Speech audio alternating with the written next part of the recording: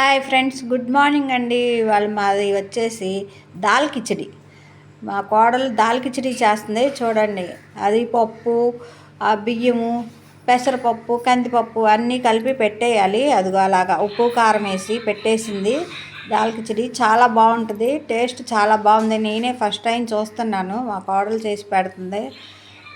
చాలా అంటే చాలా బాగుంది. కొంచెం ఉప్పు కూడా వేయాలి. అదిగోండి మా చెల్లి మేము అందరం కలిసి చూస్తున్నాము ఎలా చేస్తుందా అని.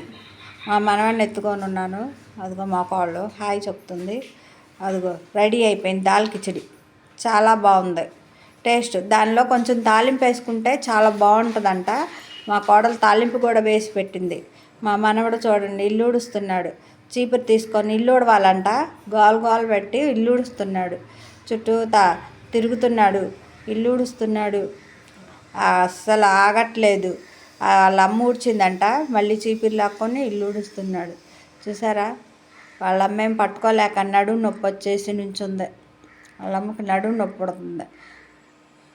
చూసారా, చుట్టూతా తిరుగుతున్నాడు, ఆగట్లేదు.